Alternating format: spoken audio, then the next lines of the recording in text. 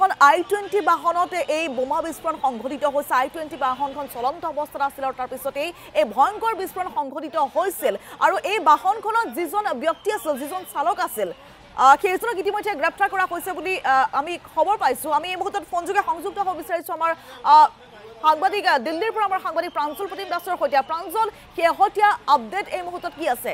ক্ষমা কৰিব, আমি জনাব বিচাৰিছোঁ যিজন মালিক এই বাহনখনৰ, সেই মালিকজনক ইতিমধ্যে আটক কৰা হৈছে। তেওঁ প্ৰকৃততে কোন? কিবা উগ্ৰপন্থী সংগঠনৰ সৈতে তেওঁ কিবা জড়িত নেকি? কিবা তথ্য আছে নেকি এই মুহূৰ্তত? প্ৰাঞ্জল, এই মুহূৰ্তত চবৰে প্ৰশ্ন এইটোৱে আছিলে যে যিখন গাড়ী বিস্ফোৰণ হৈছিলে সেই গাড়ীখনৰ মালিক কোন বা কোন আছিলে তাত। এতিয়ালৈকে যিটো খবৰ আহিছে, গাড়ীখনৰ যিটো ৰেজিষ্ট্ৰেশ্যন নাম্বাৰ সেইটো হাৰিয়ানাৰ আছিলে।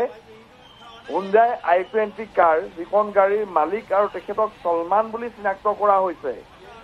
আৰু ইতিমধ্যেই দিল্লী আৰক্ষীয়ে তেখেতক আটক কৰিছে, সোধপোছ কৰিছে, কিন্তু তেখেতে দিল্লী আৰক্ষীক যিটো ভাষ্য দিছে, তেওঁ ইতিমধ্যেই গাড়ীখন বিক্ৰী কৰিছে।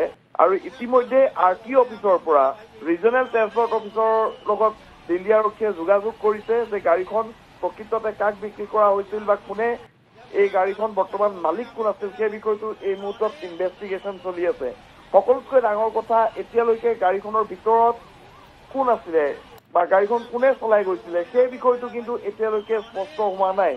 সেই ইনভেষ্টিগেশ্যন এতিয়া ইতিমধ্যে যিকেইটা তদন্তকাৰী সংস্থা ইতিমধ্যে জড়িত হৈছে, নিয়া, দিল্লী আৰক্ষী, NSGকে আৰম্ভ কৰি ফৰেনচিকৰ দল, দিল্লী আৰক্ষী স্পেচিয়েল চেল, এই আটাইবোৰ তেওঁলোকে এই বিষয়টোৰ ওপৰত এতিয়া ফ'কাছ কৰিছে যে তাত যাত্ৰী হিচাপে কোন আছিল।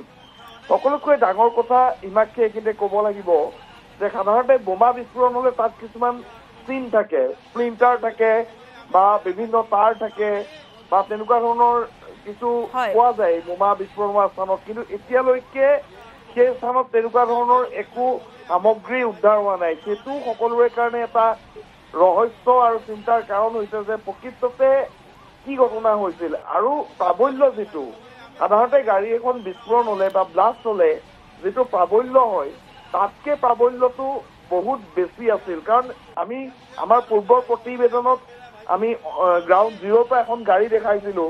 ইতিমধ্যে যিজন প্ৰত্যক্ষদৰ্শী আছিল বা গাড়ীখনত আছিল, এয়াৰ বেগ খুলি গৈছে। প্ৰায় 100 পৰা 150 মিটাৰ দূৰত থকা গাড়ী এখনৰ এয়াৰ বেগ খুলি গৈছে বা সেইখন ধ্বংসপ্ৰাপ্ত হৈছে। গতিকে তাৰ পৰা বুজিব পৰা যায় যে কিমান বেছি প্ৰাবল্যৰ আছিল। গতিকে এইটো এটা অতি চিন্তনীয় বিষয়। আৰু সকলোতকৈ ডাঙৰ কথা যে সেই ব্যক্তিকেইজন কোন আছিলে সেই গাড়ীকেইখনত, আৰু যিজন ব্যক্তিক ইতিমধ্যে আটক কৰিছে প্ৰকৃততে তেওঁ কাক বিক্ৰী কৰিছিল, এই কথাখিনিলৈ কিন্তু প্ৰশ্ন আছে।